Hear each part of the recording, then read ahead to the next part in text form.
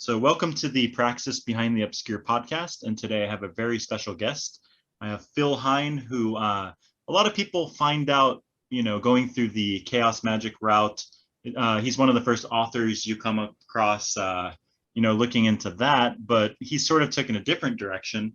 As far as I've heard, very focused on Tantra these days. So thought it'd be very interesting to have him on and discuss a little bit about his background. And also what really interests me is sort of the different experiences and how perhaps your perspective and your practice has changed over the course of decades, right? Because a lot of people are really just getting into this perhaps, or could be a year, 5 years, but you're a veteran in this game, so to speak. So so welcome to the podcast. And maybe you can kind of give a brief introduction and sort of how you got into the occult and that whole process. Okay, well, thanks for having me on, Ryan. I'll do my best. How did I get into the occult? Well, initially, I thought the occult was all rubbish. I had no interest in it whatsoever.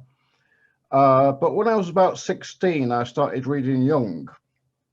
And if you like, the trigger moment for me, which actually kind of started to change my mind about the occult, was I was sitting in the school library reading an old magazine series called Man, Myth and Magic. I don't know if you've come across it. Oh, yes. Yeah, 70s part page, colored magazine thing. I'll make no bones about this. I was looking for nude pictures of witches. as you do when you're 16, Sure. And I came across a picture by Austin Osman Spare. And I can't remember what the picture was, actually. But it somehow resonated with the Jungian material I've been reading. And I thought, oh, maybe there's something to this occult stuff after all, And from there, I basically went to my local library and read everything I could, which wasn't, a very sophisticated selection. So I read a lot of spiritualist material, quite a lot of the theosophical works which were available. For example, I read Madame Blavatsky's Secret Doctrine in all 3 volumes at the age of 17 and was a bit blown away by it. I kind of thought, wow, if this is what these guys were on about in 1875, where will they be now? And then I moved to a northern town called Huddersfield to do a joint honours degree in psychology. And it was whilst I was doing my degree, I actually met some, if you like, working occultists rather than people who'd actually just read a few books.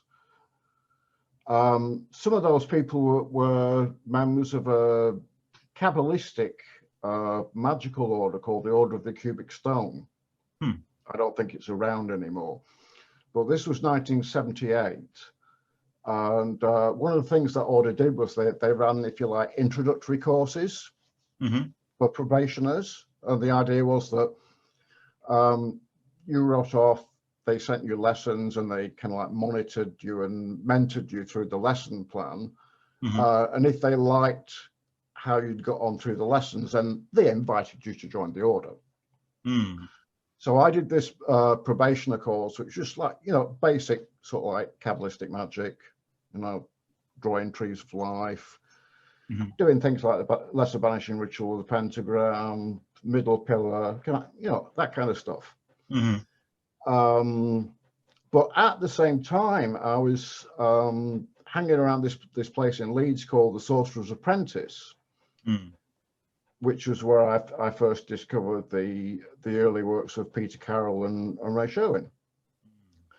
So at the same time I was doing this Kabbalistic magic, if you like, I'd also picked up a very early edition of Liber Null and Ray Sherwin's Book of Results. So I was starting to kind of like noodle around with sigils.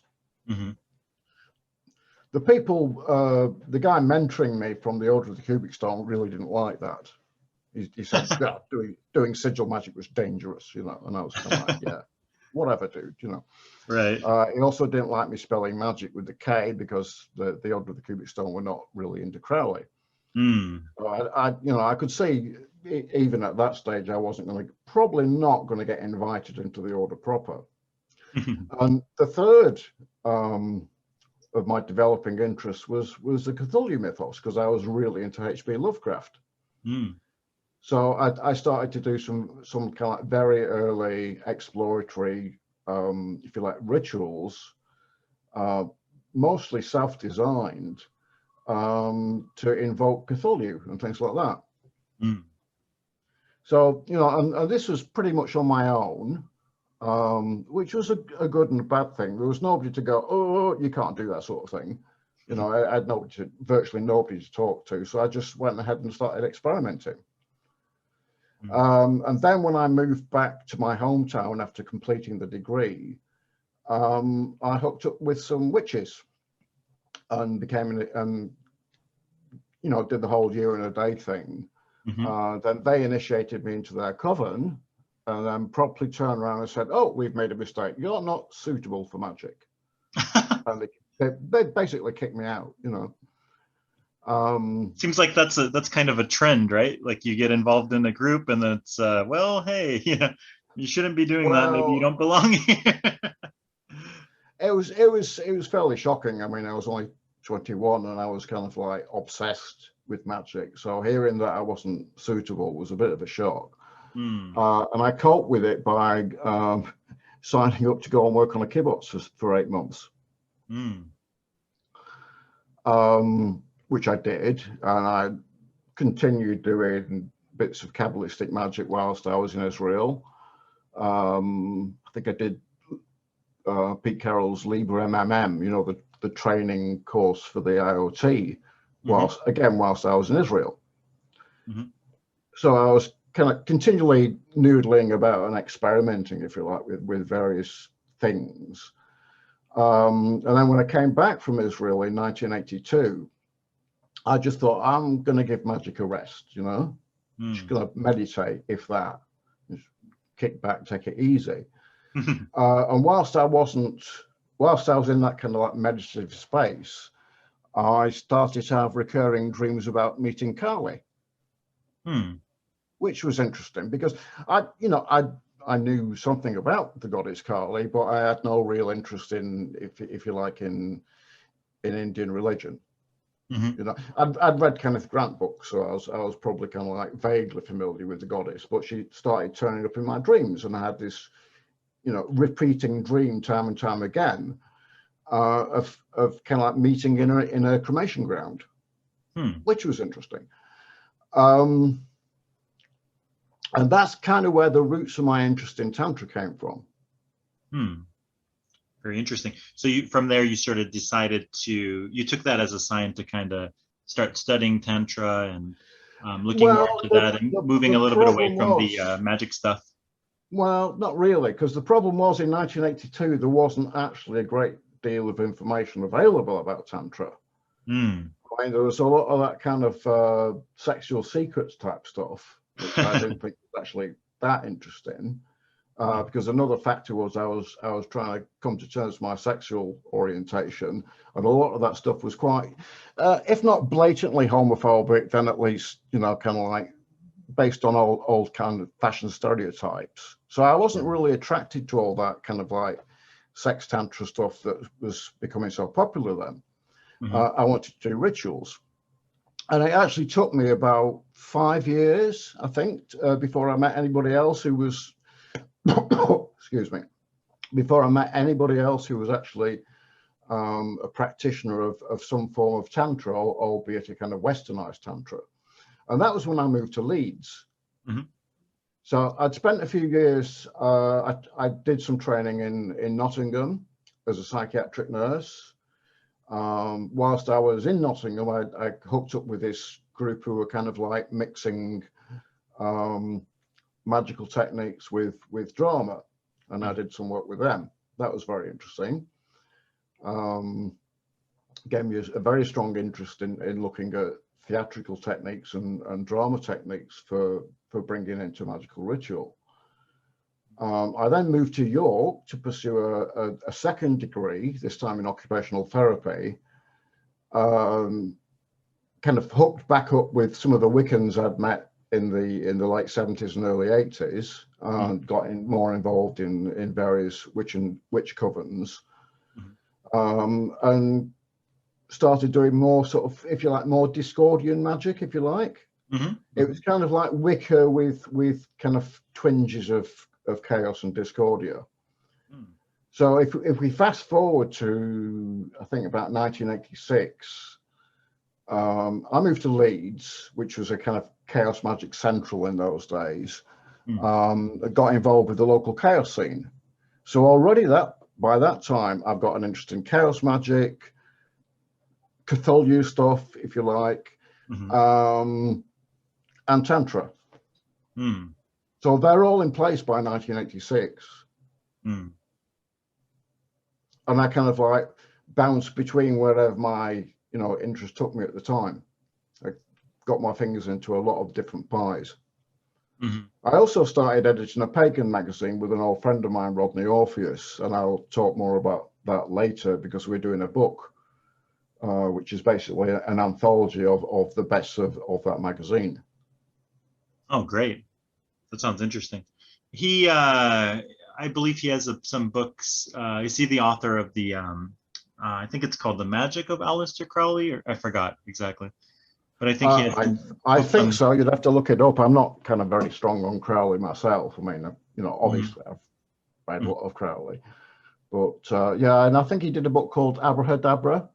Oh, right. That's the one I'm thinking of. That's what I was thinking. Yeah, but when we met, this was about 1987, something like that. So that those books were in the future. Very interesting. So you're part of. You guys worked on this Pagan Magazine together. Yeah, Pagan News. We started it in 1988, and it ran till 1992 with various breaks. But for the first 2 years, we were doing it was virtually monthly, so we were doing a copy every 3 weeks. And a fair number of people who were kind of like well known at the time or not very well known, who've since become magical authors, were kind of featured in early issues of the magazine. So people like, do you know Stephen Mace? I'm not familiar.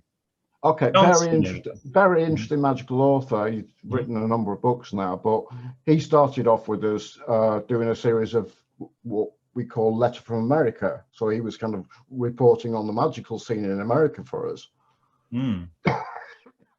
Excuse me. But yeah, we can talk about that more later, I think.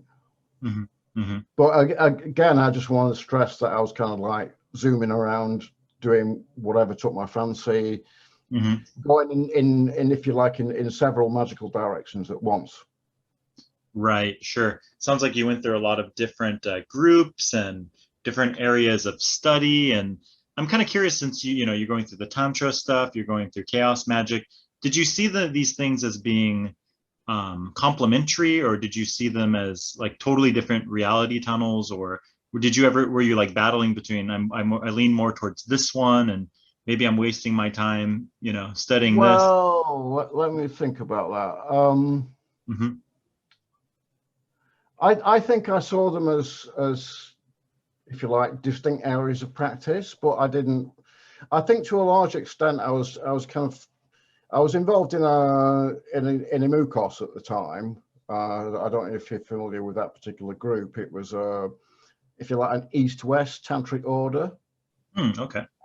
Set up by a guy called Mike McGee, or Lochanath as he's known in the magical community, who's been translating Tantric texts since the, I think, late 80s. And this mad kind of like white sadhu guy called Dadarji. And Amukas was kind of like a fusion of Western magic and Tantric and Indian ideas. So I was working through their grade papers, and I was a member of a small group in Leeds that was doing that. But as I say, at the same time, I was involved with the Esoteric Order of Dagon, the Cthulhu Magic fanciers. Uh-huh. I had my own small chaos group at the time, and I think at some point I might have even been running a Wiccan coven. So I was doing lots of things.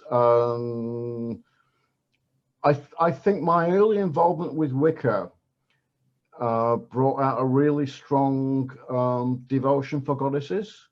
Mm-hmm. And that kind of like wasn't as strong for some periods as another, but I think it was my devotional attachment to goddesses that eventually led me away from Chaos Magic and back to Tantra.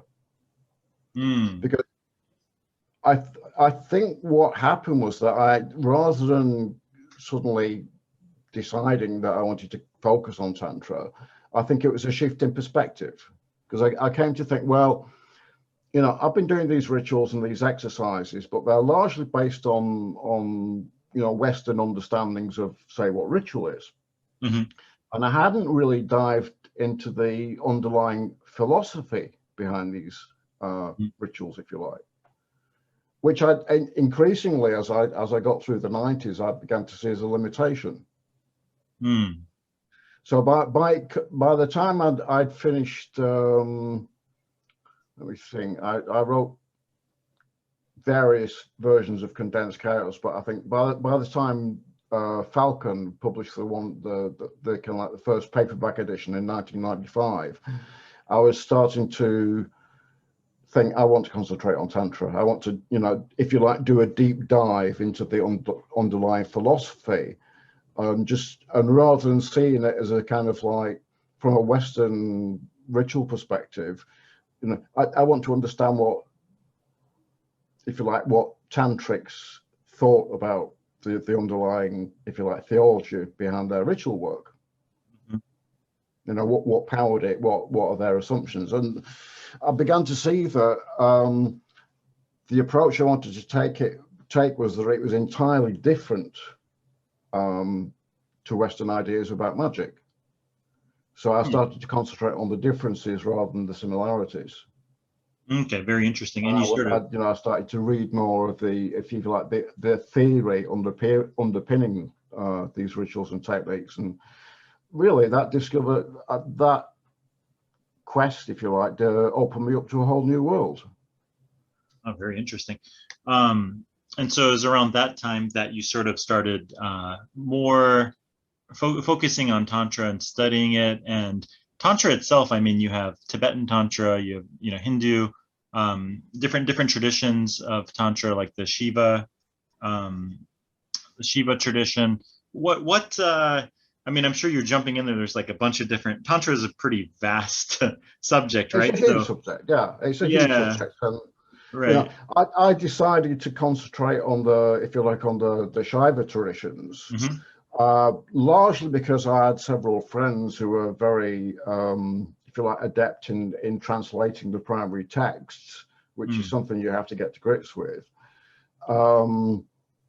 I think I wasn't so much interested in the Tibetan Buddhist material because I wasn't actually that bothered about Buddhism, Mm-hmm. Mm-hmm. I mean, obviously, I have to know a little bit about Buddhism in my readings of Indian religion and philosophy, but I wasn't actually attracted to Buddhism. So I think that's one reason why I've done a little bit in the Tibetan direction in terms of reading texts, but I was never really attracted to that kind of like mode of working. Mm-hmm. So I've stayed more or less within the Shiva tradition, which is in itself a huge tradition spanning a couple of thousand years. Sure. What are the main traditions in Indian Tantra? So there's the Shiva tradition. There are a few main branches, or? Yeah, of course. I mean, it's hugely complicated, but basically, what we now think of as the tantric traditions emerged out of Shaivism. Mm-hmm. Not everybody agrees with that, but there's a huge and ever-increasing body of scholarship that attests to the origins of what we now call the tantric traditions emerging out of Shaivism, starting around about the 5th century AD. Okay. And then just proliferating. So, you know, there's a whole series of, if you like, traditions and lineages that emerge out of Shaivism. It gets hugely complicated. You know, that's the best way to describe it in short order. But the tradition that I was initiated in, that I do most of my work in, is called the Sri Vidya Tradition. Okay. And it's centered around the goddess Lolita. She's Lolita can be translated as the playful.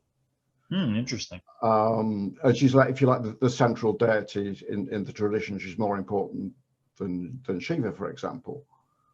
Very interesting. And the tradition. Go on, yeah. Oh, I'm curious. So yeah, so just to kind of backtrack a little bit, when you started doing this dive into Tantra, as you mentioned, you had friends of yours that were translating some materials, and you got drawn into this tradition. Were there specific ideas or concepts or practices that really sort of, you know, in the beginning that really drew you in, that really sort of I think so. One of the big emphases is on rooting your practice in your everyday experience. Now, you know, prior to that, I'd been kind of like used to a very Western approach to doing magic, which is it's kind of compartmentalized from your everyday experience. You know, you have this idea, oh, there's the magical world, which is all woo, and then there's the ordinary world, which is kind of like, you know, and there's a kind of break between the two. And a core idea in a great deal of Tantra is, no, you know, you do your work, and it's all about, if you like, making the everyday sacred, or finding the sacred in the ordinary. And that really appealed to me. Okay. Yeah, that makes a lot of sense. Rather than this kind of like disparagement of the normal world that you get in a lot of Western magic up until fairly recently. You know, Tantra focuses you on your everyday experience. Sure. Finding the sacred in the ordinary, you know, or seeing that there's no difference between the two. And I think that's something that really appealed to me. Also, I just love a lot of the devotional material that's written.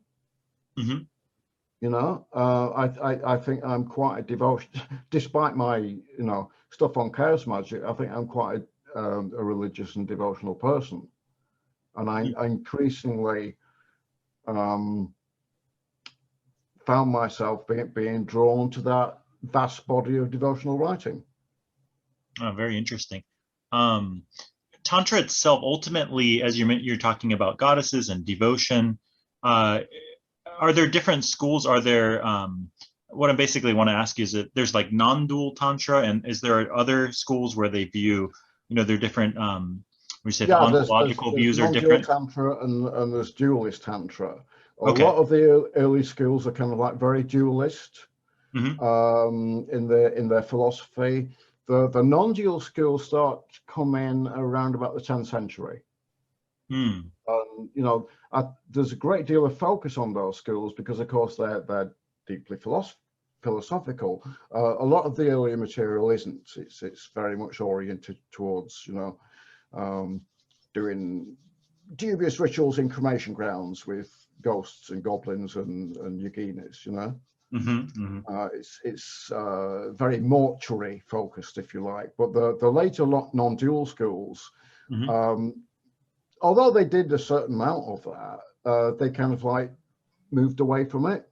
And in doing so, they if you like, simplified and aestheticized a lot of the practices. So, you know, whereas in an early Tantra, you might get you know, you have to go out into the cremation ground and cover yourself with the ashes of the dead, and, you know, wear loads of skulls and do a long ritual involving corpses.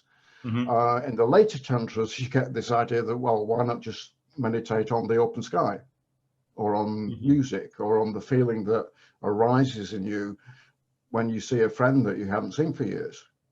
Interesting. So sort of a shift of a more inward. Yeah, I think it was partly done to make it more accessible to people. And that was very successful, and it became, you know, very popular because it was more accessible. You didn't have to become an ascetic, as happens a lot in the earlier phases of Tantra. You know, you didn't have to give up being a householder. You could just do these exercises. Right. That seems like something in the Eastern tradition. You know, you have like the Vedas and the Upanishads, and then, you know, later on you have Tantra, you have Vedanta, you have these sort of, I guess you would say, different, it's almost like, I don't know if you'd want to call them updates. They don't necessarily fully deny the past, but it's sort of a new interpretation, a new, maybe like a new software, right? Like you get an iPhone 8, then the 9, then the 10, you know, it's sort of, you see these gradual developments. I think that's quite a good analogy, actually. On how they tended to do it is to say, okay, this, you get these hierarchies of values. You know, we have this idea in the West of the left hand and the right hand path, and they're kind of like opposite to each other. That doesn't tend to pertain in Tantra very much. You have the idea that, yeah, there's this stuff that belongs to this particular group of traditions, and it's okay, but ours is a higher tradition. It's kind of like an extra level, if you like, a higher degree. And as the different traditions evolve, they kind of say, okay, well, we're based on this stuff, but ours is better, you know? Some of the late traditions, getting into the 12th or 13th century, are saying, oh, well, there's this tradition and there's that tradition, and they're okay, but you know, if you interpret their teachings in the right way, you can see they conform with us, but our tradition is better. Some of the later Kaula traditions say that they're superior to the Tantras. Oh, interesting. And so you get these hierarchies of revelation. Right. Some of these traditions accept, if you like, the Vedas, and some of them don't. Or they say, well, the Vedas are okay for everyday people, but for the adepts, you know, the only way to become truly liberated is to take Shiva initiation and do Shiva rituals. Interesting. And ultimately, Tantra is that sort of is it to be considered sort of the household, you know, the solo practitioner, the household practice versus, you know, back before, where you had to go through the Brahmins and the priest caste, you know, different castes and stuff like that, considered sort of this, we have evidence that there was a great deal of, if you like, public practice. The biggest, one of the first traditions to emerge is the Shiva Sedans. That kicks off, I think, about the 5th, 6th century, something like that. That was very public facing. So you have Shiva Sedans teachers, acharyas, installed in temples. They become one thing the Shiva Sedans did, which helped spread it right across the subcontinent, was to offer initiation to kings. Okay. So you get acharyas who are the gurus to kings, often several kings at once, and this spreads the popularity of the tradition, if you like.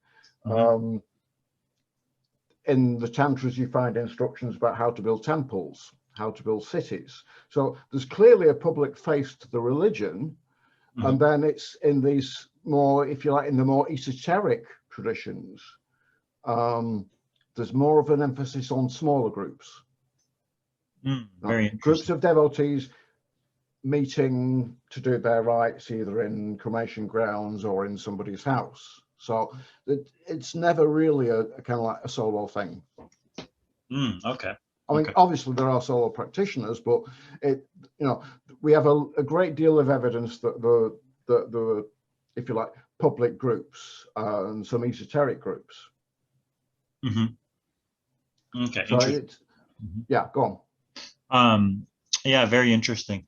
Well, one thing that really ever since I was young, I've been through all these psychedelic experiences. I got heavy into meditation, and I've always been drawn towards the sort of this pranayama, the Kundalini, Kriya Yoga, these sort of things. And these do these all ultimately stem originally out of this out of Tantra itself? Yeah, the whole concept of Kundalini, which takes several centuries to develop into something even vaguely familiar to what we know in the West. I think it's been pretty well established that emerges out of Shiva Sedans. Okay. That's where we get the first texts talking about these internal practices. This is where the whole concept of chakras comes from. And I've in the last couple of years, I've done a whole series of booklets on the early history of chakras. Starting off in India and coming into the West. But again, we can talk about that later if you like. Yeah, that sounds interesting. I mean, it's if you go to any sort of New Age bookstore, you see this. I guess it would be a Western representation or perhaps a reinterpretation of what chakras are. I sometimes say to people the only actual similarity between Western and New Age models of chakras and Indian ones, at least the classical ones, is the word chakra. Originally, these if you like points in the body. I mean, first thing is there isn't one model of chakras. There's lots. There's sometimes they're text specific or tradition specific. Right. I've got translations of texts where there's 2 or 3 models of Tantra, each with different numbers and different numbers of chakras in different locations. And unless I'm getting this completely wrong, their original function was that they were used to seat as positions for visualizing deities in the body. Okay. And if you like, working with those deities as embodied bodily processes. Okay, very interesting. Rather than purely just energetic points, they were seen as sort of houses of deities, perhaps. Yeah, because the thing in India is they don't really have this idea of deities kind of like floating up in heaven like we do. Right. That Christian idea that if you want to worship a deity, they have to be somewhere. So you either install them in a physical representation, you put them in a picture, in a statue, build a temple around them, obviously, or you stick them in your body and worship them there. And again, that's something that you see all the time, that idea developing through the Tantras. Okay, very interesting. What kind of, well, I'll talk about the chakra series later, if you like, and then we can get into the whole kind of specificity of how those ideas kind of went wrong, if you like, when Westerners started to get hold of them. Sure. So sort of taken out of context, right? I mean, ultimately, we're talking about, these practices, Kundalini, chakras, Tantra, which in itself, these are inherently, it's like a lineage, an initiatory tradition. Is that correct? Yeah, to a certain extent. And the problem with Tantric texts, which I think a lot of people hadn't, which I certainly had, and still do have, is they're not written in the way that we expect books on magic to be. They're written for people who are, if you like, initiates of the tradition and have access to living teachers. So they leave a lot of stuff out. And a lot of the stuff they do talk about is kind of like enigmatic, to say the best. Sometimes it's coded. So they're by no means easy text to read. Sure.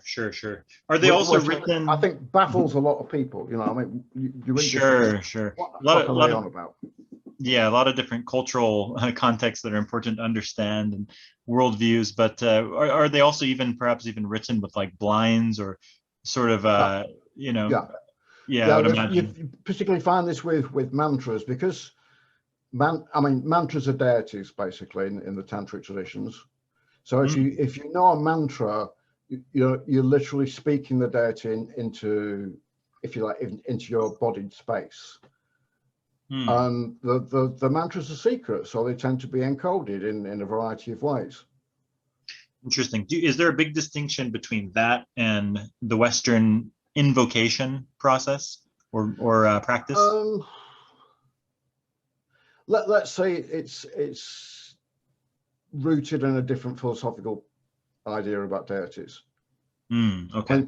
In the West, we tend to think of deities as anthropomorphic figures. Mm-hmm. You know, Athena looks like that. Mercury looks like that. That's who they are. You know, in Tantra, deities are, for want of a better word, their anthropomorphic representations are just that. They're just representations. That's not who they are. If you like, they're gateways that allow us to interact with them. Mm-hmm. And the magic form of a deity, the sound form of the deity, is usually thought of as a higher, if you like, instantiation of the deity. As is the yantric form of the deity, which is the deity and all its attendant subsidiary, deities arrayed around it in a graphical representation. Mm-hmm.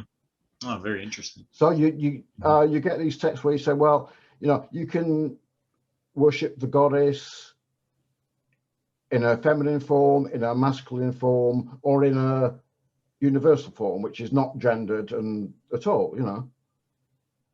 Right. That's what's very interesting is that gender only operates up to a certain level, if you like, of the esoteric hierarchy. And beyond that, it's like meaningless. Sure, it has its place until you have to move on beyond it, basically. Yeah, but it's a kind of like, if you like, a gateway. But it's not the goddess in a if you like ultimate form. You could say that's the goddess that resides in your heart as a feeling. Okay. I know that the interplay between Shiva and Shakti, that's pretty much that's sort of one of the core concepts, right? Yeah. Yeah. So is that seen as a gender, like a dualistic, two parts coming together to a whole, or what you get particularly a lot of the non-dual texts is this idea that Shiva and Shakti can't be separated. They're like the heat and fire of the flame, that they are actually one. So this whole kind of like, there's a tendency in the West to see those two figures, as gendered. You do find that in some of the later traditions, particularly where they've mixed up elements with other systems. But in the non-dual traditions, Shiva and Shakti are ultimately one thing, Shiva Shakti. Okay. Oh, that's a good way. Sometimes you get this idea that the goddess is superior to Shiva, or Shiva superior to the goddess in the literature, But again, that's a stage that you can go through, and I think the idea is you're supposed to develop your own ideas about that. Okay. Yeah, sometimes you see it even hyphenated, like Shiva Shakti as one. One. I think that sounds sounds accurate then. It depends on the system. It depends on the text, and it depends where you are in relation to that system and relation to that text. I like goddesses, so I'm quite happy seeing, for example, Lolita as everything. Okay.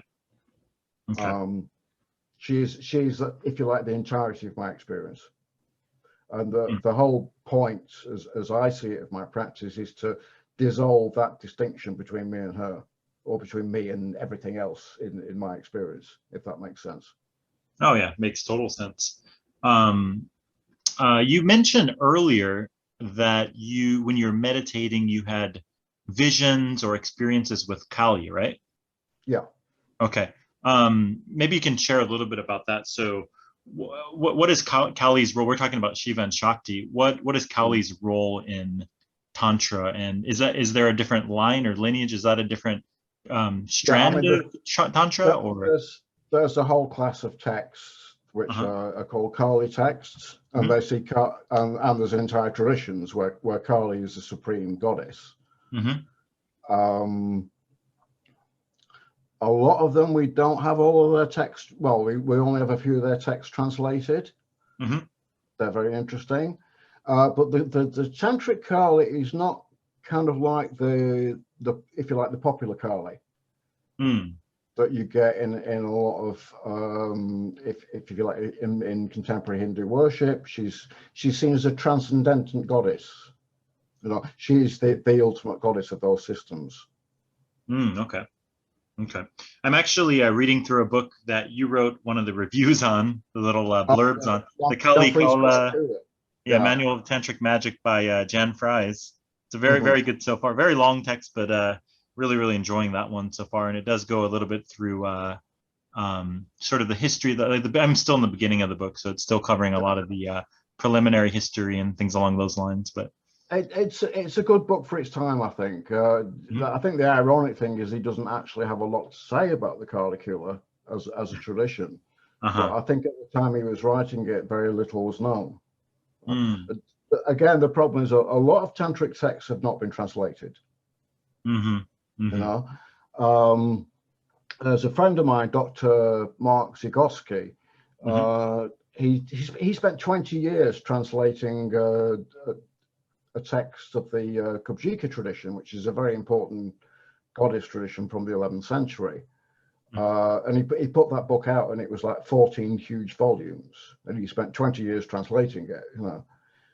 And that kind of is another thing to bear in mind. A lot of tantric texts which get referred to, either we don't have them or there hasn't been a critical edition produced of them. Okay, interesting. So again, that's if you like, a problem. But fortunately, and this is something that I didn't have access to in the 80s, for example, there's a vast body of scholarship now about Tantra. It's seen as a legitimate pursuit of scholars, which it didn't always. And you know, it's kind of hard for me as a non-academic to keep up with that material, because there's such a lot of material coming out all the time.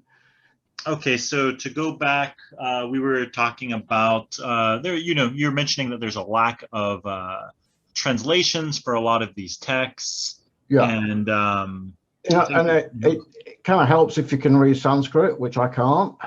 But fortunately, as I say, I have friends who are, you know, very good scholars. Okay, that's really good. I'm sure that sometimes slip me the occasional rough translation, you know.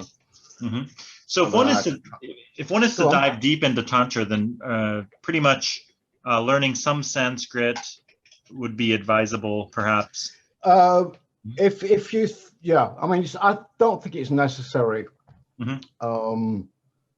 altogether. If you're going to kind of like really go into it, then I mean, I never really had the chance to do it, and nowadays pretty much all the Sanskrit courses are kind of expensive. But I kind of wish I had done it when a few years ago. It would have made my life easier, but I just tend to be a bit lazy and rely on my mates, you know.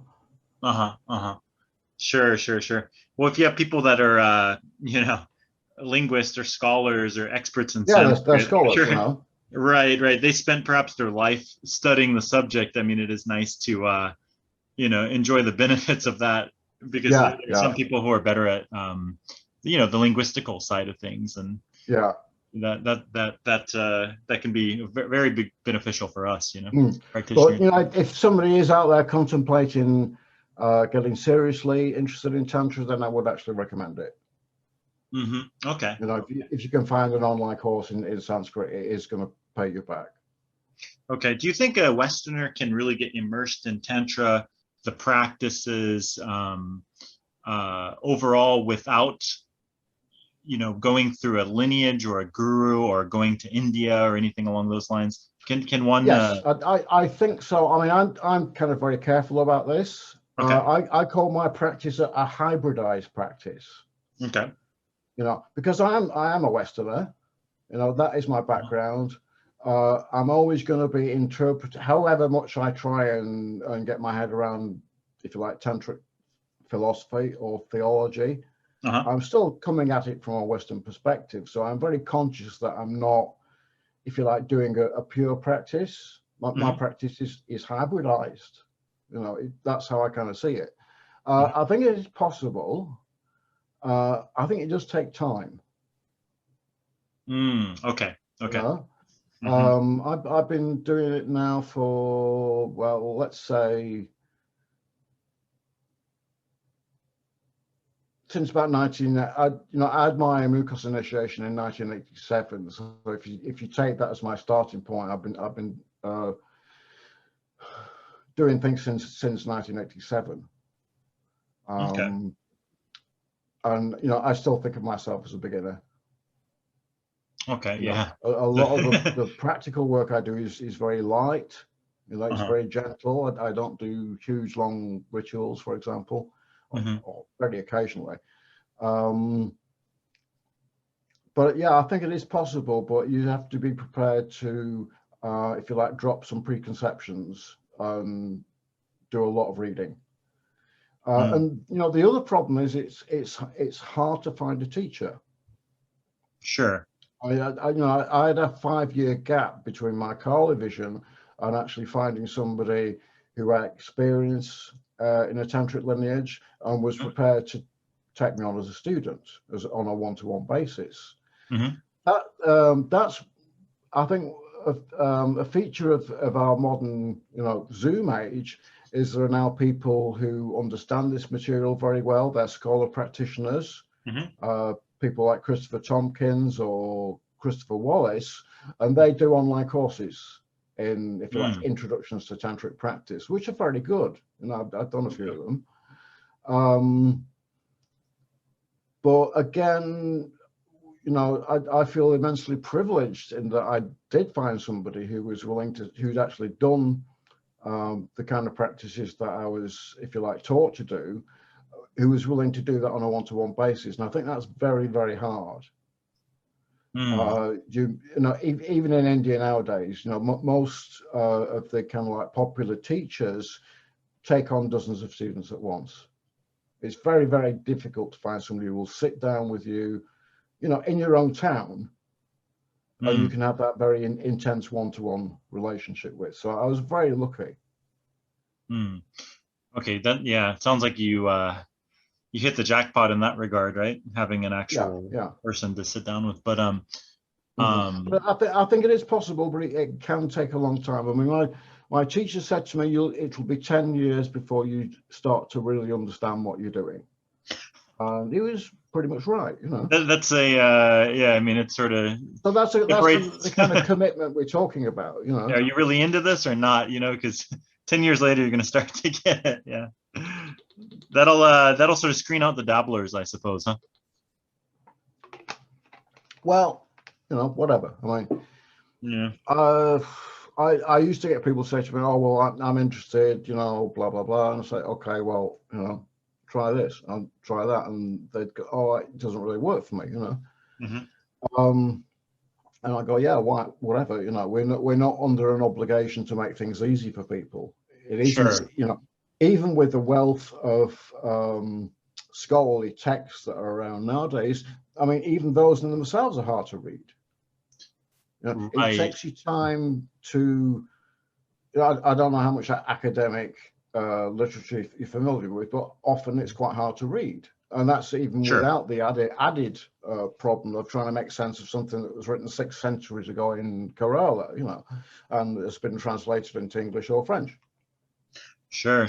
I mean, even if you're getting into preliminary yoga practices like asana, sitting still, I mean, I think for a lot of people, just sitting still and breathing alone is a hard practice enough. It's frustrating. The impatience sets in.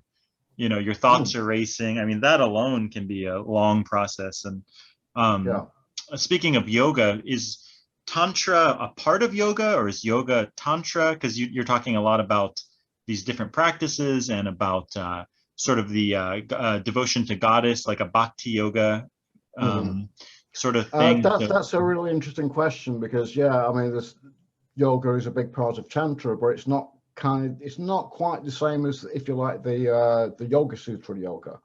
Okay. If you're familiar with Patanjali's Yoga Sutra, that's now seen as, if you like, the foundational text of yoga, but it actually goes back quite a way before that. But Mhm.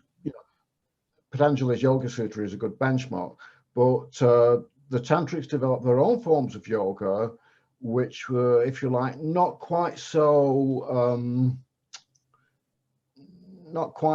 so much about disciplining the body, but to opening up the body for new experiences. So, rather than this idea that you have to, close your eyes and stop thought, which is very much comes out of the Patanjali type yoga and later Hatha yoga. In Tantra, you get exercises where you open your eyes, for example, and stop thought by just being aware of everything that's around you. Okay. Which is kind of a very different approach when you think about it. Or you get these exercises where you listen to a piece of music that you love and become lost in it. Okay.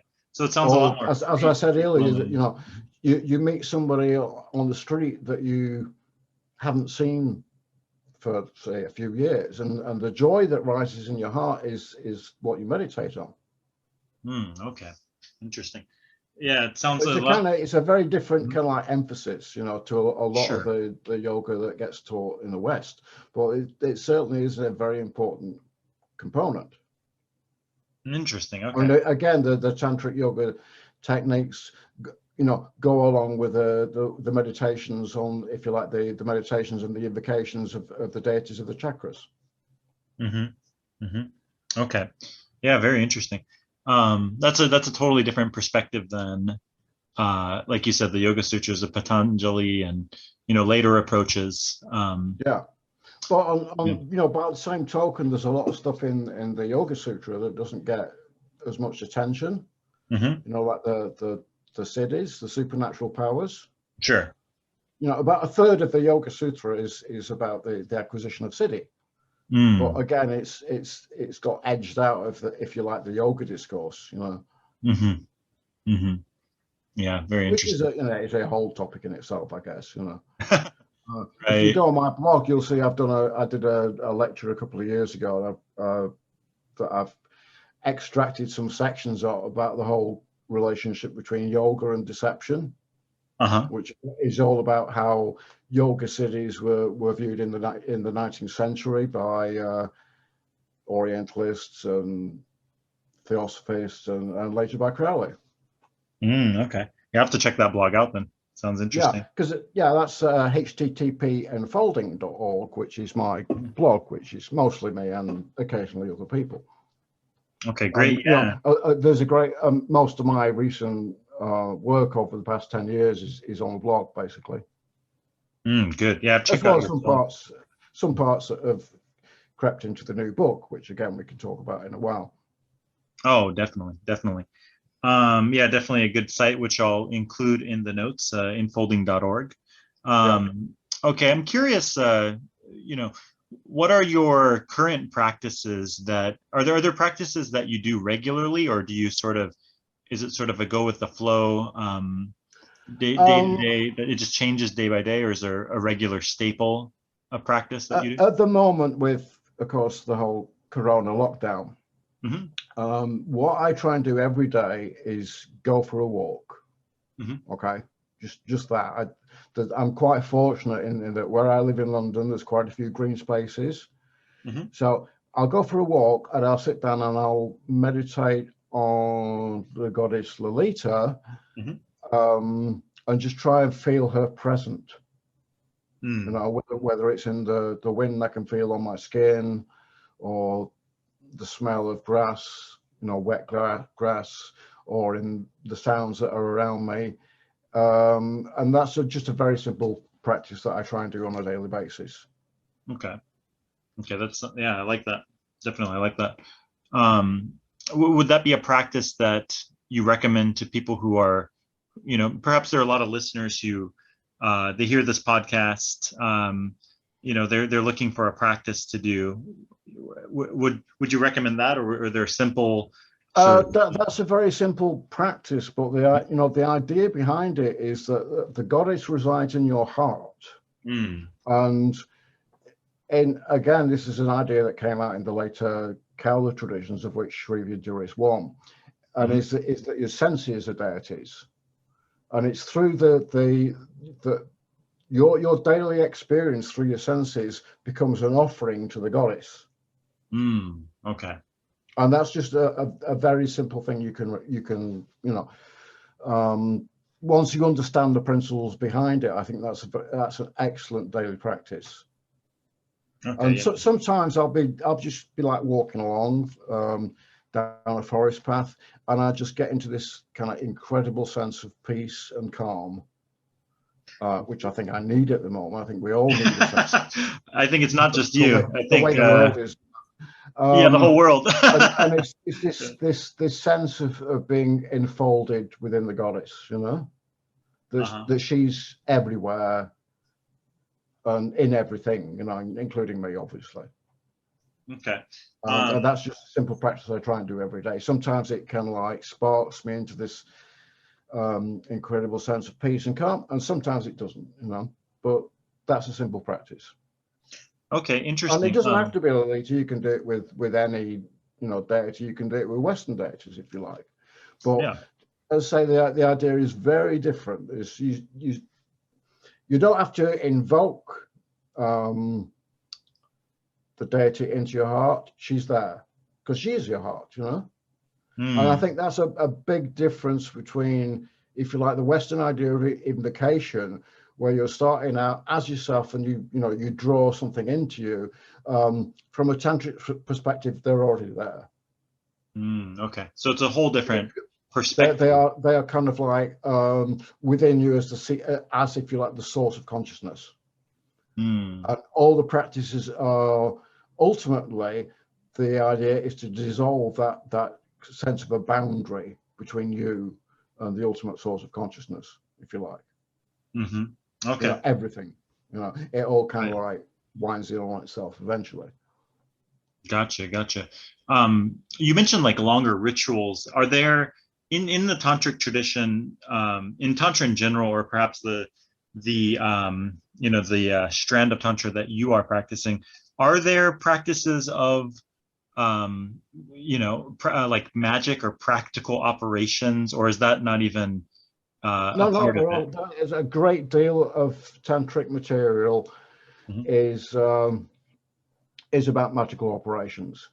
It doesn't get as much emphasis because more people are interested in, if you like, the philosophical and the spiritual side of it. But actually, a great deal of tantric material is about doing operations. In fact, Mike McGee, who's a very old friend of mine, one of my translator buddies, has written a book which I produced called Yakṣiṇī Magic. It's available on Amazon. You can find the link again on enfolding.org. What it is, it's a look at a group of very old Indian nature spirits called Yakṣiṇīs. And what Mike has done is translated a lot of tantric material pertaining to these Yakṣiṇīs and how you go about. Well, it's not complete information, but you kind of get the sense of how they can be invoked through different methods and what rewards you will get, provided you don't upset them because they're kind of jealous, Okay.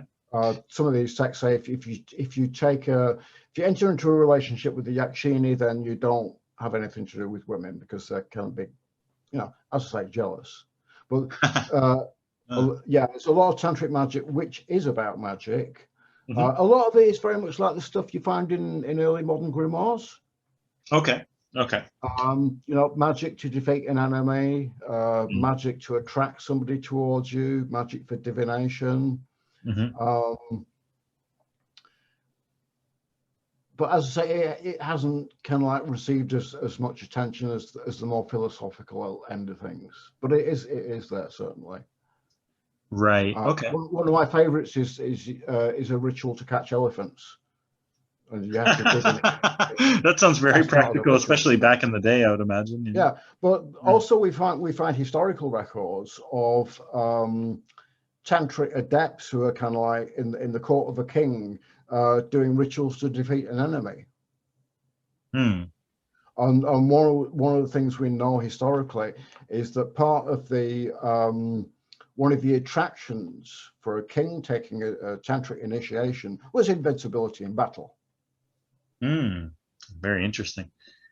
So there is this entire martial tradition, which slots into the tantric tradition, and we know that some of the tantric schools, if you like, had their own armies. Mm. And you get this whole phenomenon of armed yogis, right up until the 19th century, which is something else I've been doing research into. Yeah, it sounds very interesting. Yeah, I haven't heard much about that end of things. Is there so in Western magic you have this sort of theurgy and thaumaturgy. Do they see a distinction? Like, is it all part of one practice, one devotion, or do they see them as these sort of practical operations as completely separate, or That's kind of tricky, because quite often again, I mentioned these power mantras through which you can call the goddess. Mm-hmm. Sometimes you'll get the same mantra being used in a spell as it is in a more, if you like, devotional approach. Mm-hmm. So there often isn't a difference. And of course, again, if you look into Indian history, you'll see that tantrics are often quite odd figures. They're kind of like revered and feared at the same time. Mm-hmm. Oh, interesting. So and again, you can see this in a lot of the early texts that talk about yoga, that yogis were revered, but they were also feared because they had the power to fuck you up, for want of a better term, if you piss them off. Right. It's not the image of some long-haired guy in the grass with a yoga mat per se. No, that's if you like a modern construction. Sure. And this is this is something I found fascinating when I started to research into armed yogis, which is a phenomenon we mostly encounter from about the 16th century onwards. Mm-hmm. It wasn't so much the research itself, but it was when I was talking to people about it, I said, "Oh, I'm doing this lecture on armed yogis," and they go, "What?" I said, "Yeah, practitioners of yoga elected as mercenaries for kings," and like people were like freaked out because it ran so counter to their ideas of what yogis were, Yeah, very interesting. I remember when I was in I think it was middle school. I had a friend who was Sikh. This is in California, and I think it was his dad or his uncles. It's part of their tradition where they walk around with swords. It's not seen as it's just part of their spiritual tradition to be armed and to be warriors. Yeah. So it's not the image of not I don't know what you would say, the sort of sublime, peaceful image that some people might have in their mind sometimes. No, but and again, I think this is certainly a problem I encountered in when I was first starting to look at Tantra in depth, was you have to get past, if you like, the Western constructions of what this is all about. Because you say you're into Tantra and people go, "Oh, sex." Right. Automatically, right?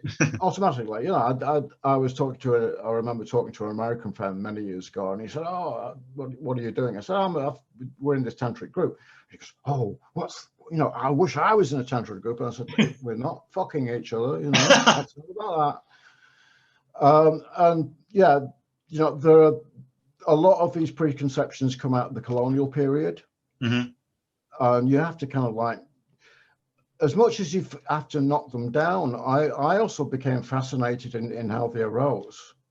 So Sure. Part of my, if you like, scholarly, pseudo-academic writing is very much focused on how images of India crossed into the West, particularly Indian magic, and how they crossed into the West, and how they kind of like gave rise to these stereotypes, Sure. Early interpretations and which is still with us today. Yeah. Right. It didn't really fully change from what is this, the early or late 19th century, perhaps? Everything from the late 18th century onwards, period of the East India Company onwards. Yeah. how stereotypes about India kind of like became hardened. So a lot of my research work is concerned with how these ideas sort of kind of like how we got these stereotypes in the first place. Mm-hmm.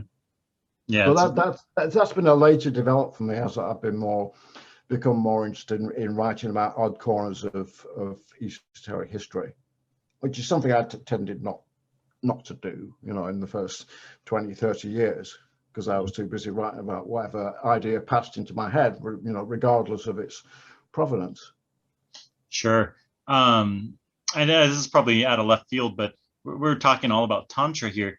You're early, almost to backtrack earlier in the conversation, with your involvement in Chaos Magic and Kabbalah and Western esotericism. Does that play any role at all in your worldview or practice, or is it something that you would say, it served a purpose at the time, but you've sort of moved on or discarded it? Yeah, but that has its problems as well, because I often find that when people are going on about that stuff on the web, and I want to jump in, and I think, I don't know what you're on about. Last year I actually went on a beginner's incense making course. Mm-hmm. I really felt like I was coming at it for the first time, and I think, I vaguely remember some of this stuff. Mm-hmm. I did a tarot reading for my partner last week. Uh-huh. And I had to dig out a loose leaf binder that I started to write, I think, in 1985, Mm-hmm. which had all my tarot notes in it, because Oh, I wow. literally had nothing on my bookshelves that could help me. Unfortunately, I'd kept hold of this thing from 1985, which was my notes on the minor arcana and the court cards. Never actually got around to doing the major arcana, but it was helpful. So, yeah, in a sense, I have not so much left it behind, but because I've spent the last 20 years pretty much reading in depth a lot of Indian esoteric and ethnographic material, I've just kind of like defamiliarized myself with it. Okay. I mean, I don't even remember a lot of the stuff I wrote in the Chaos Magick period, which is why doing that book, Hine's Varieties, was kind of useful, because it actually forced me to go back and look at a lot of my early writing. Right. Speaking of, this is terrible. Yeah, your latest book, Hine's Variety. I think that I haven't read it all yet. I've skimmed through it, and I do plan on studying each chapter, because even with a quick glance through the book, I have to say that this format, I mean, just looking, I really wish more books were written in this format. I mean, it does, of course, require decades of experiences and, practices and reflection and changing your mind, which, people actually. I wanted to do if you kind of like, not so much an anthology of stuff I really like, but to try and show how my ideas in a particular sphere of or genre, if you like, changed over time. Sure, I love that. Which of course I can do, because I've got that huge body of writing to hand. But then I thought, well, it's going to be interesting to try and contextualize this. So I came up with the idea of let's do a little bit of autobiographical reflection on how I got interested in a particular direction. And then to say, okay, well, this is what was happening in my life when I wrote this. This is what was going on in my life. This is what was in my head. This is how my ideas on this subject have changed. And then my partner, Maria Strutt, she's an artist. She did the cover, and she did the internal illustrations. Actually, the cover was a kind of a joint job, because she did the original design, and then I tweaked it in Photoshop. Awesome. Having had a background in magazine production, Right. So it was, and my friend David Southwell, who wrote the foreword, he's quite an old friend of mine. So it was very much a team effort, but I'm quite pleased with the result, and so original Falcon, so that's fine. That's awesome. So is that the same publisher? Oh, it is the same publisher as It your is the earlier. same publisher who did who brought out Condensed Chaos, Right. Prime Chaos, and the Pseudonomicon. And there's, by the way, there's an audio version of the of Condensed Chaos just come available recently, though I forget the publisher. Okay, maybe on Audible, probably available on Audible or something. Yeah, probably available on Audible. Okay. And there's we've got various foreign translations of various books in progress as well. Mm-hmm. I guess I could talk about the new stuff now. Yeah, sure. Yeah. Okay. Well, the book I'm just doing at the moment is with my old friend Rodney Orpheus, and it's like, if you like, an anthology of the best articles we published in this occult magazine we used to do together called Pagan News. Mm-hmm. No idea when it's going to be out. Okay. We think the title is going to be called Delinquent Elementals. Okay. After one of the humorous pieces we published, I think, in 1988, called Delinquent Elementals, Is Society to Blame? And mm-hmm. It was a kind of a skit on, does your familiar, what does your familiar call itself? Does it call itself Ozymandias? Does it call itself Necroblabble? Or does it call itself Dave? We were kind of taking the piss a bit. Right. And we did a lot of humorous kind of like taking the mickey out of occultism in Pagan News. But as I say, it was something we did for 2 years together, and then I carried it on for about 2 years myself intermittently. We had the amazing piece of luck that the UK's Satanic Panic started just as we were starting to publish, so that gave us something to write about.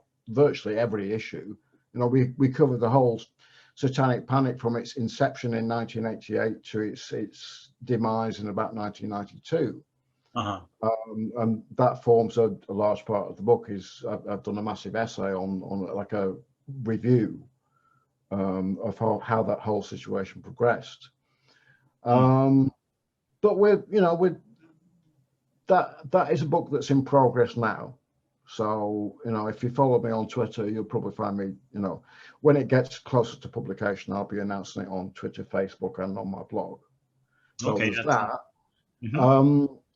Couple of years ago, I did a series of, if you like, booklets examining the historical passage of ideas about chakras from India to the West. So, and there's 4 of these, and they're only available as hard copy at the moment from Treadwell's Bookshop. But the first one is a kind of like an introduction and a very brief look at some classical ideas, Indian ideas about chakras, mostly from within the Tantric tradition. Mm-hmm. The second book is a look at how early theosophical writers, both Indian and European, mm-hmm. got hold of the ideas of chakras in the late 19th century and started to mutate them based on their, if you like, misunderstanding or misreadings of various Indian texts that were floating about. The third one is a kind of look at Arthur Avalon, whose book Serpent Power is very influential, and Charles Webster Ledbetter, a theosophist whose book The Chakras, a monograph, equally influential text. And the last book looks at Jung and other psychologizers of chakras. So what the 4 books do is kind of like try and trace the historical development of ideas of chakras from the classical Indian tradition to say the 1930s. Those 4 booklets are available from Treadwell's. You can find those online, or do you have to go physically? No, you have to order them from Treadwell's at the moment. I'm looking into doing electronic versions, but I think it won't be for a while. Okay. Yeah, those sound very interesting. I'd love to. I can send you the links after the meeting, after the podcast, if you like. You can. Oh, definitely. I'll check that out and have that in show notes. Jason Miller reviewed the first 3 on my blog very kindly. which was he gave I sent him PDF versions of the first 3, and he gave them a very nice review. Oh, very nice, very nice. Yeah. Okay, so you have those things out. Are there any other projects or seminars or any other things that you're any other business? Not really at the moment. Treadwell's came up with this idea a couple of years ago during the first lockdown of having subscriber-only lectures. So the idea is you sign up. I forget how much it is, but you have access to kind of like recorded lectures.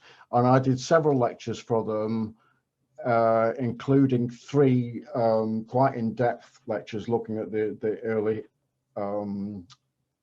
early formation of tantric ideas. Okay.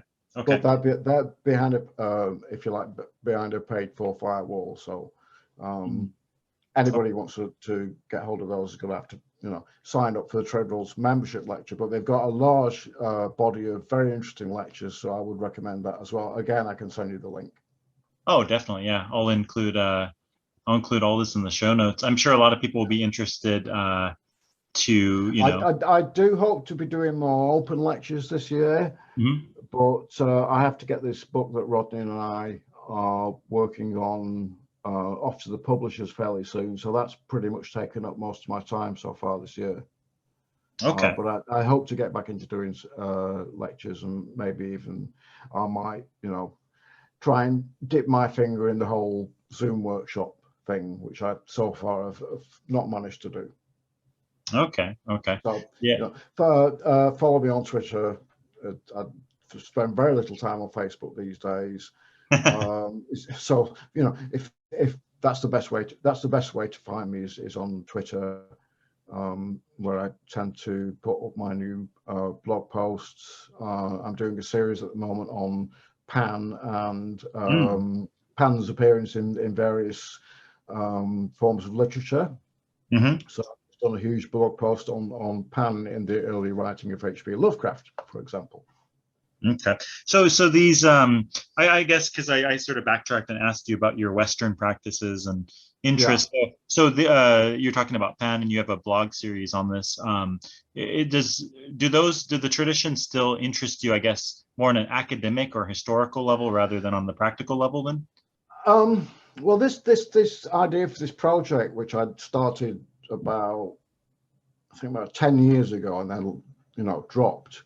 Because I tend to not have much of an attention span, and I think the nice thing about writing on a blog rather than trying to write a lot of books is that I can write about whatever interests me at one time. So, and I tend to zoom around in different directions. But what started this idea was somebody sent me this book on Pan to review. It's, lots of Pan rituals and lots about Pan in ancient times, and it kind of like jumped from Pan in those, in the midst of ancient times, and then jumped to the kind of like modern day contemporary pagan practice with Pan. And I just thought, hang on, what about all the writers writing about Pan in the 19th century? What about the Pan School of Art? What about the enthusiasm for classics that we find in the 18th century? I just thought there was a whole kind of like, batch of stuff that people don't tend to look at. So and that's what kind of got me interested in writing about Pan. And it is a kind of like a literary exercise, because I'm looking at various authors who I've read, like D.H. Lawrence or Lovecraft or Lord Dunsany, for example, and kind of like writing about how they use Pan in their writing. So it is more of a literary, if you like, academic project than anything else. I think on that note, I do have a question. Do you see, because you were talking a lot earlier about, the deities in the Tantric Hindu tradition. One thing that's always interesting to me, you have people who, maybe they drop correspondences or they see similarities. Do you think ultimately all the cultures, are these the same deities we're talking about, or with their offices, or do you see them as totally different and cultural specific? Do you see what I'm getting at there? Yeah, I do. I tend to lean towards the cultures are different school of thought, Yeah, yeah, they're not the same. Yeah, my background in social sciences was social constructionism. Mhm. So I tend to be a bit of a social constructionist. Okay. Softened a great deal, but no, I tend to see that there may be commonalities, but back in the midst of time, who cares? Now they're different. We can find common resonances. Like I said, I was talking about tantric magical spells. They very much remind me of the stuff I've read in early modern grimoires. Yeah, I do occasionally kind of like dip in that way, but I think the cultural backgrounds are very different. Trying to give a good example. Okay, a couple of years ago, I got really interested in Indian classical ideas about beauty, purely because in a lot of dhyanas, which are, if you like, meditations on the form of one deity or another, you'll find this idea, oh, the deity is beautiful. And I started thinking about, okay, well, I'm kind of hypothesizing here that what I find beautiful now in a 21st Western culture idea of beauty is going to be different from, say, 10th century Northern India. So I started to look at classical Indian ideas of beauty, which again opened up a whole different world for me. Yeah, they are actually quite different. And the same with Indian ideas about the imagination. We kind of like take it for granted that we know what the imagination is, at least in a vague theoretical way, and how it operates. Indian ideas about the imagination are sometimes quite different to ours. I kind of came out of this idea from a Western magical perspective that, visualizing something, doing if you like, what in Tantra you would call an internal ritual where everything is visualized, isn't as good as doing something externally, with all the props and ritual tools. And obviously these theories develop over time, and it depends which tradition, whether you're reading Buddhist theory from the 4th century on imagination or something from the 16th century. Obviously, these ideas change historically, but there's a very strong idea in a lot of classical Indian thought that imagination is better than reality. It's more real. Hyper real, I think was a phrase that jumped out at me from one book. And because there are lots of stories of adepts, if you like, who through their imaginative power can change reality. Okay. They don't need external props. They think of. In fact, there's a really good example of that in the Yoga Sutra. In the Yoga Sutra, you get the yamas and the niyamas. Sure, yes. Which are basically taken for the most part nowadays as preparatory practices. And there's one of these preliminary practices which is about speaking the truth. And people just think, oh, that's just an ethical guideline. No, you don't lie. You speak the truth. It's an ethical statement. But if you read some of the very earliest commentaries on the Yoga Sutra, which have actually only been translated over the past 20 years, it actually says something like, well, if you speak truth, then what you speak becomes true. Okay. Now think about that from a magical perspective. That is really powerful. Yeah, definitely. If you speak truth, then whatever you speak becomes truth. I like that. You are affecting your reality around you. So if you say, if you've got a disciple and you say, oh, you'll go to heaven, then that disciple will go to heaven. That's the logical outcome, Yeah. Sort of these instantly manifesting these sort of realities through your tongue and your mind. And through these practices. And again, if you look on my blog, you'll find a discussion about that. Oh, that sounds great. You have to check that out. I did forget to ask you this listener question, because I did mention I would have you on, but maybe we can do this and then wrap up. Yeah, sure. I would love to hear Phil reflect on the present day of the state of political ritual, since it was something that he was so involved in the UK pagan scene in the 80s. So sort of your reflections and thoughts on political ritual. Okay, well, yeah, I was a kind of champion of political ritual in the 80s. What started to happen around the middle of the 80s is, I mean, in Britain, we had an extremely repressive conservative government run by Margaret Thatcher. And basically there was a real sense that anybody of an alternative lifestyle or sexuality was having the thumb screws put on them by the government, you know. That it was, I mean, okay, there was the AIDS crisis a few years before that, the whole satanic abuse thing. You know, it was an interesting period to be a pagan activist, let's say. And I got involved in a networking movement called Pagan Link, and the people who were kind of like the main activists in Pagan Link were really behind this idea of that if you're a pagan, you're taking up a political stance. You know, to say you're a pagan in this modern day world is a political stance. And you know, if we want the kind of society that we dream about as pagans, whatever shape that might be, whether it's you know, women who look vaguely like Queen Guinevere walking through the weeds in dresses or whatever, you know, we should actually use magic to enchant for that. So people got into the idea of doing mass rituals or, let's say, politically focused rituals, trying to, I think one thing we did was we tried to attack a company by lowering its share prices. Didn't actually work, but it was an interesting idea, you know.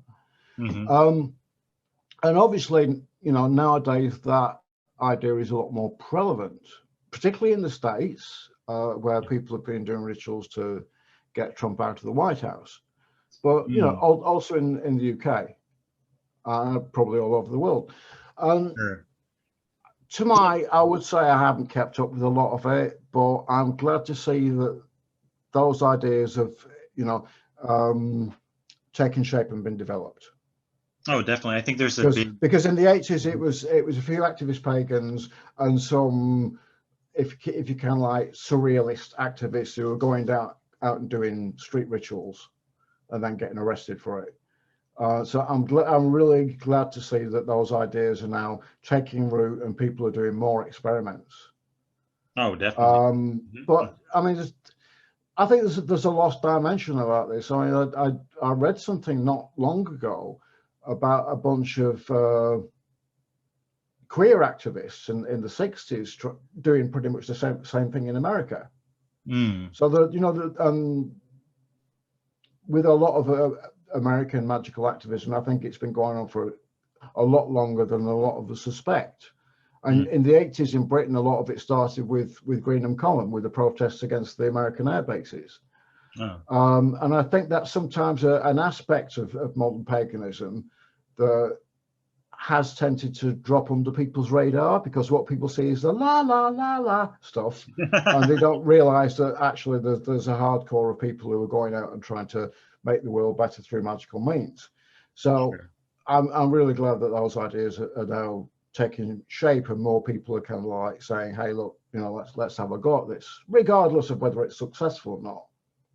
Because for me, the success of that kind of working is almost beside the point. What's important, if you like, is how that makes you feel like you have some control over your life circumstances. You know, you have some agency. And if you do it in a group, then that can generate a tremendous amount of enthusiasm, which can be directed into other projects. So, you know, before I started doing this Pagan Magazine with Rodney Orpheus, I've been involved in a mass ritual exercise. And for me, the important part of that ritual was just running around my locality, talking to other magicians, many of whom I'd never met before, and say, look, we've got this idea for this ritual. We want to do this. Are you in? And they'd go, yeah. And it was just that kind of like enthusiastic feedback that gave me a hell of a lift and made me feel I could actually, you know, make some changes in my world. which I then went on to do, you know. And that for me is actually more important than whether or not the thing works in that very kind of like utilitarian way or not. You know, it's the emotional intensity. Sure, the effect it has on your state of being, everyday life. Yeah, your the life. state of being. If you're feeling that you can actually make a change, no matter how small in the world. That seems to be a core proposition of magic for me, regardless of whether the thing actually, you know, manifests a result or not. That's almost of secondary interest, I think. Sure. Rather than living in some sort of state of apathy and the sort of dull existence, it brings a little bit of grounds a little bit of enthusiasm and vitality into one's being. Yeah, very much so. And I think it also forces you to try and think hard about what kind of change you want to make. That's a good point too. Most definitely. Okay, well, I think that's about it, isn't it?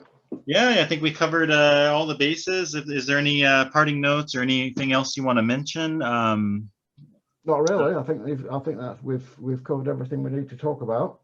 Okay, I'd be happy to come on again. Okay, definitely. In the future. Yeah, definitely, especially because I love talking about myself. I mean, what magicians do.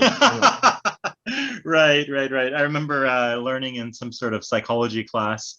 It's like, what's the way to get people to like you? You know, everyone wants to convince people to like them, right? And they said, yeah, just get them to talk about themselves and what they like, right? And then everyone's gonna like you because that's one of those fundamental sort of social hacks. That has actually to just carry that on. I mean, that was actually a really important thing for me because I mentioned I was in a witch coven. They were really secretive about being a witch. Again, this is like, early 80s Britain, but like I couldn't tell anybody that I was a witch. If somebody came there, one of their things was, if somebody comes up to your party and starts talking about the occult, you're to deny all knowledge. Okay. And that, I really kind of like started to hate that eventually. And when I broke away from that group and started talking to people, things just became a lot easier, and I discovered I actually enjoyed, getting up and giving lectures or, just basically blathering about whatever is in my head at the moment. I think that is a really important thing. Right. Not living in the closet, so to speak, but being out there in the world. That whole no dare will keep silent is okay as far as it goes, but no dare will and spread it around a bit, Yeah, share and bring without breaking your oath of initiation, of course.